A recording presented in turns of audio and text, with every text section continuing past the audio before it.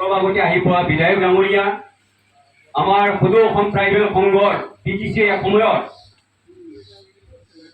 সাধাৰণ সম্পাদক, প্ৰাক্তন সম্পাদক আমাৰ দুলাৰায় আদা থানেশ্বৰ বড়ো, আমাৰ বিশিষ্ট সাহিত্যিক ৰত্নেশ্বৰ বসুমতাৰী ডাঙৰীয়া, আৰু লগতে আমাৰ এই অঞ্চলৰে উদীয়মান এজন এতিয়া আমি কাৰ্যবাহী সদস্য বুলি কওঁ BKWSC PM মহিপাল আছে, আৰু লগতে আমাৰ বড়ো সাহিত্য সভাৰ উপসভাপতি সীতাৰাম বসুমতাৰী, আৰু ঠিক তেনেধৰণে আমাৰ বিভিন্নজন ইয়াত সাহিত্য মঞ্চৰ বা বিভিন্ন সংগঠন দল সংগঠনৰ পৰা বিভিন্ন নেতৃত্ব ইয়াত আহিছে। চন্দ্ৰকান্ত মুছাহাৰীয়ে আমাক বাৰে বাৰে ফোন কৰি কৈছিলে যে আপোনালোক আহিবই লাগিব, আহিবই লাগিব। মই জানো যে PTC চৰকাৰৰ পৰা আজি বিভিন্নজনে তেখেতৰ এই অনুৰোধ ৰক্ষা কৰি আহিব লগা আছিল, মই ইনফৰমেশ্যন পাইছো, কিন্তু আজি হঠাতে PTC EC মিটিং শিৱ ডাঙৰীয়াই কল কৰিলে, যাৰ কাৰণে ইয়াত উপস্থিত হ'ব পৰা নাই। অলপ আগতে মোক আমাৰ EM লংচাও দেমাৰী ডাঙৰীয়াই ফোন কৰিছিলে, দাদা মোৰ মন আছিলে, কিন্তু এনেকুৱা এটা কাৰ্যসূচী হৈছে, 3টা বজাৰ পৰা তেওঁলোকৰ কাৰ্যসূচী আছে, সেইকাৰণে আহিব পৰা নহ'ল। যিয়েই নহওক, আমি আজি এই মুহূৰ্তত কেৱল আমি গৌৰৱ অনুভৱ কৰিছোঁ, কাৰণ চন্দ্ৰকান্ত মুছাহাৰীৰ লগত মই অৰেতো জীৱন থকা নাই যদিও মোৰ মনত আছে তেখেতৰ বিভিন্ন সময় যেতিয়া নিখিল বড়ো ছাত্ৰ সন্থাৰ সভাপতি আছিলোঁ, বিভিন্ন ঠাইত মই তেখেতক কিছু কিছু ক্ষেত্ৰত যেতিয়া অলপ আগতে কৈছে আমাৰ চন্দ্ৰকান্ত মুছাহাৰীয়ে কেতিয়াবা ডাইনামাৰ যদি বেয়া হয় তেতিয়াও ৰাইজে তেখেতক মাৰপিট কৰিবলৈ ক'লে আগুৱাই যায়। মোৰ এনে এটা উদাহৰণ তামোলপুৰ আৰু বিভিন্ন ঠাই হৈছিলে, মই ষ্টেজত গৈ পেলাই থিয় দিওঁ, তেতিয়া অলপ মই প্ৰাসংগিক নেতা আছিলোঁ, যাৰ কাৰণে অকণমান উঠি পেলাই ষ্টেজত যদি বুলি কওঁ তেতিয়া ৰৈ গৈছিলে, যাৰ কাৰণে চন্দ্ৰকান্ত মুছাহাৰীয়ে তেনেকে বহুতো ঠাইত মই তেখেতক হেল্প কৰিব পাইছিলোঁ। আৰু যেতিয়া আমি চন্দ্ৰকান্ত মুছাহাৰী মই নিজেই আমি বিভিন্ন ঠাইত গৈ পেলাই ডাইনামা আনি পেলাই আকৌ আমি থিয়েটাৰ আৰম্ভ কৰাৰ মনত আছে। গতিকে আমি মানিব লাগিব যে আজি মোৰ ভাল লাগিছে, আজি আমাৰ এইখন সভাৰ এইখন গ্ৰন্থ উন্মোচন কৰা মোৰ এই ভাইটি, আমাৰ মৰমৰ ভাইটি, এসময়ত মানে বড়ো ছাত্ৰ সন্থাৰ এজন মানে কেপ্টেইন ডক্টৰ ফুকন বসুমতাৰী, তেওঁ কটন বিশ্ববিদ্যালয়ৰ মানে বড়ো বিভাগৰ আজি তেখেতে প্ৰধান হৈ আছে। তেখেতে আহি পেলাই যে আমাৰ চন্দ্ৰকান্ত মুছাহাৰী শেখায় 89 নাটক ৰচা কথাটো আখৰে আখৰে হৃদয়ংগম কৰি পেলাই তেখেতে জীৱনৰ এটা পজিটিভ এটা সমালোচনা আগবঢ়াইছে। বড়ো সাহিত্যসকলক অনুৰোধ কৰিছে আমাৰ এই নাট্য জগতত চন্দ্ৰকান্ত মুছাহাৰী শেখাৰ নামটো বিশেষভাৱে উচ্চাৰিত নহয় কিয়, এই প্ৰশ্নটোক উত্থাপন কৰি তেওঁ এক সাহিত্যিক আন্দোলনৰ এটা জাগৰণ তুলিম বুলি তেখেতে কথা দি গৈছে। সৰু মানুহ নহয়, কটন বিশ্ববিদ্যালয়ৰ এজন প্ৰবক্তা, মুখ্য প্ৰবক্তা, তেখেত বড়ো বিভাগ মুৰব্বী অধ্যাপক তেখেতে কৈছে, আৰু তেওঁ মানে জীৱন সংগিনী আৰু আহিছিলে ইয়াত আমাৰ গুৱাহাটী বিশ্ববিদ্যালয়ৰ বড়ো বিভাগৰে মুৰব্বী অধ্যাপক ডক্টৰ চন্দ্ৰপ্ৰভা চৈনাৰী, দুয়োজনে আহিছিলে, আৰু দুয়োজনেই অতি আন্তৰিকতাৰে তেখেতক বিচাৰি আহিছিলে। গতিকে আমি লগ পাই পেলাই ইয়াত বহুত ভাল লাগিছে। আৰু ইয়াত আমাৰ যি অনুষ্ঠুপীয়া হ'লেও তেখেতৰ এই যাত্ৰা আমি যদি হাজাৰ হাজাৰ লাখ লাখ মানুহ ইয়াত পোৱা নাই, কিন্তু আমি পালোঁ বহু কেইখন গ্ৰন্থ, যি গ্ৰন্থত লাখ লাখ মানুহে তেখেতৰ ওপৰত যিখিনি লিখিছে। মই গংগাধৰ আমচাই কি লিখিছোঁ মই নাজানো, মই কিন্তু লিখিছোঁ। এটাই মাত্ৰ আমাৰ ৰৈ ডাঙৰীয়াই ভুল কৰিলে, যদি তেখেতে চকুত চাইছিলে নাই ক'ব নোৱাৰোঁ, তেখেতে চাইছিলে নাই ক'ব নোৱাৰোঁ। নিখিল বড়ো ছাত্ৰ সন্থা হ'ব লাগে, প্ৰাক্তন সভাপতি নিখিল বড়ো ছাত্ৰ সন্থা হ'ব লাগে গংগাধৰ আমচাই, তাত লিখিছে নিখিল ভাৰত বড়ো ছাত্ৰ সন্থা। আমাৰতো নিখিল ভাৰত বড়ো ছাত্ৰ সন্থা নাই, আমাৰ নিখিল বড়ো ছাত্ৰ সন্থাই হ'ব লাগে। আৰু এই পুস্তকতে আপোনালোকক ক'বলৈ ভাল পাইছোঁ, মই চন্দ্ৰকান্ত মুছাহাৰী ডাঙৰীয়াৰ এই অনুষ্ঠানতে ক'বলৈ বিচাৰিছোঁ, আমি বড়ো ছাত্ৰসকলে কিয় নিখিল শব্দটো ব্যৱহাৰ কৰিলোঁ। এতিয়া আপোনালোকে নিশ্চয় জানে সদৌ অসম ছাত্ৰ সন্থা বুলি কয়, অসমক লৈ পেলাই সদৌ অসম ছাত্ৰ সন্থা, কিন্তু আমাৰ বড়ো ছাত্ৰৰ নেতৃত্বই এটা সময়ত আমাৰ ইয়াতে নেপালত বড়ো মানুহ আছে, ৱেষ্ট বেংগলত বড়ো মানুহ আছে, অৰুণাচল মানে আমাৰ ইউপিৰ তৰাই অঞ্চলৰ বড়ো মানুহ আছে, ব্ৰহ্মদেশৰ বড়ো মানুহ আছে। গতিকে এই বড়ো মানুহক আমি ভাষা, সাহিত্য, সংস্কৃতিৰ মাজেৰে অৰাজনৈতিক ছাত্ৰ সংগঠনৰ এটা চৰিত্ৰৰ মাজেৰে আমি নিখিল, কেতিয়াবা যদি আমাৰ স্বৰ্গতো বড়ো মানুহ থাকিবই, বড়ো মানুহ থাকে, সেইবিলাকক নিখিল শব্দৰে আমি লৈছো। সেইকাৰণে আমাৰ নিখিল বড়ো সাহিত্য সভা, নিখিল বড়ো ছাত্ৰ সন্থা, আমি দিয়া নাই নিখিল বড়োলেণ্ড বড়ো ছাত্ৰ সন্থা বুলি কোৱা নাই, আমি নিখিল বড়ো ছাত্ৰ সন্থা পাইছো। যদি নেপালৰ আছে কিয় হ'ব, বা বিভিন্ন ঠাইত, সেইকাৰণে আমি নিখিল বড়ো ছাত্ৰ সন্থা লৈছে। সেইকাৰণে 1967 চনৰ যি তাৰিখত আমাৰ বড়ো ছাত্ৰ সন্থা জন্ম হৈছে, সেই সময়ৰ পৰাই এই ধাৰাটো আমাৰ আজিলৈকে চলি আছে। গতিকে মই আপোনালোকক যিসকলে এই গ্ৰন্থ পাইছে, যাতে আপোনালোকে নিখিল ভাৰত বড়ো ছাত্ৰ সন্থা বুলি ধৰি নলয়, এয়া নিখিল বড়ো ছাত্ৰ সন্থা হ'ব লাগে। প্লিজ মই এইটো অনুৰোধ কৰিছো, কাৰণ নহ'লে অলপ ভুল লাগি থাকে, ভাল নালাগে, নহয় জানো?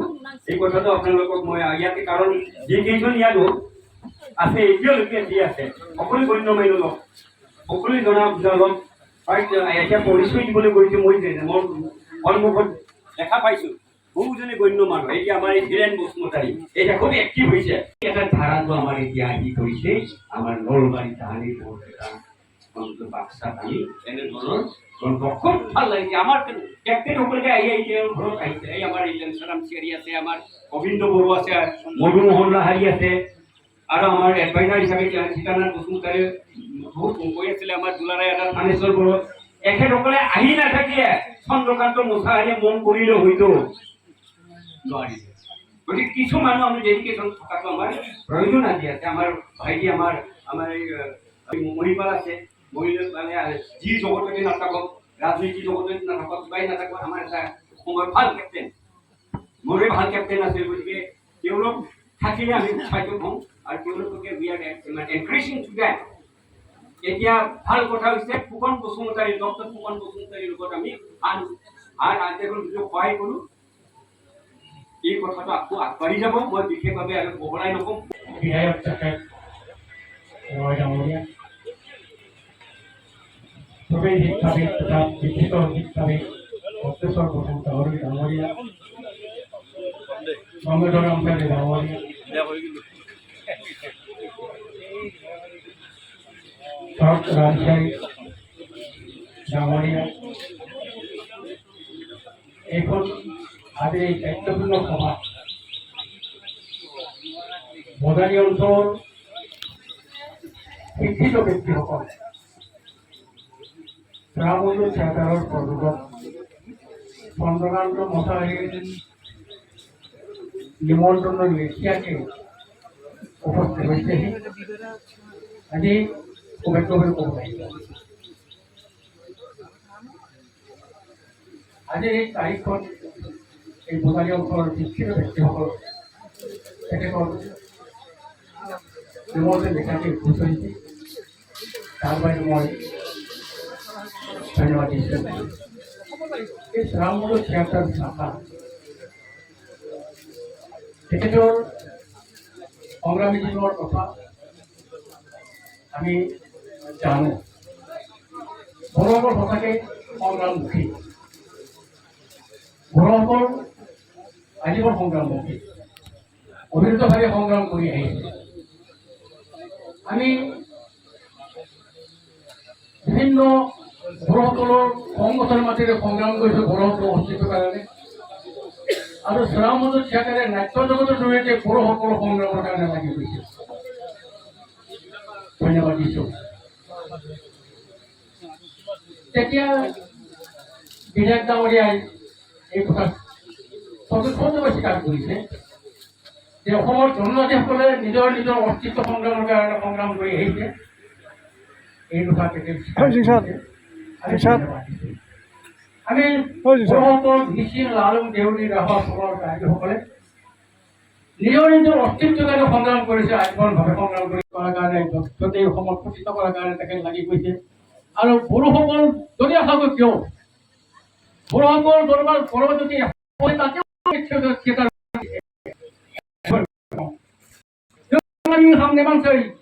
जों जिरायाखै, जों जिराया।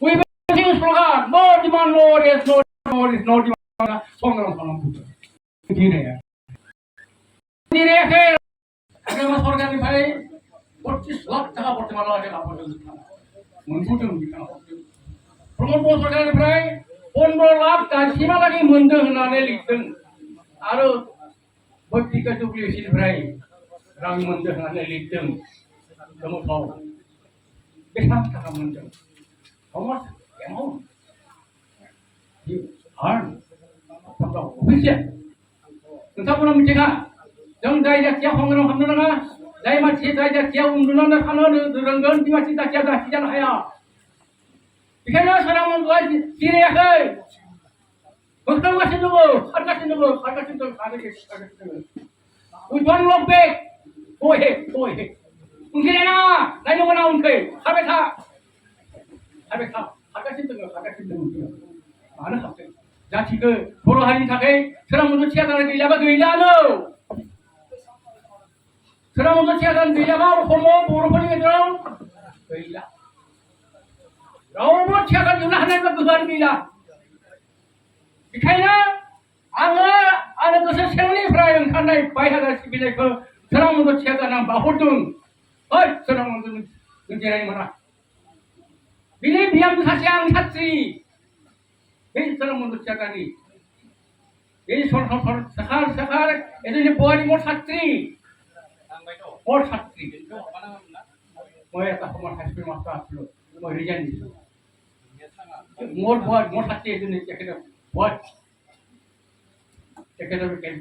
সংসাৰখন কেঞ্চেল হৈছে তেওঁলোকৰ নিজৰ কথা কিন্তু সংগ্ৰাম জীৱনত বড়োসকলৰ সংগ্ৰাম জীৱনত মিচিঙে সংগ্ৰাম কৰি নিজৰ অস্তিত্বৰ কাৰণে লালনবিলাকে সংগ্ৰাম কৰি নিজৰ অস্তিত্বৰ কাৰণে দেউৰীসকলে মিচিং শাসনৰ সমগ্ৰ অসমৰ ট্ৰাইবেলবিলাকে তেওঁ সংগ্ৰাম কৰি নিজৰ অস্তিত্বৰ কাৰণে আজি বিধায়ক ডাঙৰে স্বীকাৰ কৰিছে সকলো জনজাতিৰ যদি উন্নতি নহয় তেতিয়াহ'লে অসম উন্নতি হ'ব নোৱাৰে বুলি স্বীকাৰ কৰিছে আমি আশা কৰিছোঁ এই আশাই যদি সঁচাকৈ হয় তেতিয়া অসমত কোনো বহিৰাগত শক্তি আক্ৰমণ কৰিব নোৱাৰে অসমীয়া হৈ জীয়াই থাকিব সকলোৱে বড়ো কছাৰী লালু কৰম শৰ্মা গোহাঁই গোটেই জীয়াই থাকিব আৰু তাৰ যদি উন্নত হয় তেতিয়াহ'লে সংগ্ৰাম পৰিৱৰ্তিত হৈ থাকে মই আশা ৰাখিছোঁ বেছি কথা নকওঁ সকলোৱে বহু কথা থাকে গতিকে আজি চন্দ্ৰকান্ত কছাৰীৰ যিটো জীৱন দৰ্শনৰ ওপৰত যিখিনি আলোকপাত কৰি পেলাই আজি ইয়াত নিজে বহিছোঁ মাননীয় সভাপতি ডাঙৰীয়া এজন তেখেত অভিজ্ঞ ব্যক্তি আৰু লগতে আজি নিমন্ত্ৰণ লেখীয়াকৈ অভিযুক্ত আহিছে প্ৰবক্তা আহিছে কোনোবা হাইস্কুলৰ প্ৰিন্সিপাল প্ৰফেচাৰ আহিছে আৰু ইয়াত শিক্ষিত ব্যক্তি আহিছে আৰু এই অঞ্চলৰ সমগ্ৰ শিক্ষিত ব্যক্তিৰ ওপৰত আহিছে এনে এটা গাম্ভীৰ্যপূৰ্ণ সভাত আজি সোৰাং মণ্ডল থিয়েটাৰ আমি সন্মান জনাই পেলাই যিখিনি আয়োজন কৰিছোঁ তাৰ বাবে ধন্যবাদ দিছোঁ সদৌ মই কেইটা কথা নকওঁ এই কথা সৰুকৈ কৈ পেলাই ইমান ধন্যবাদ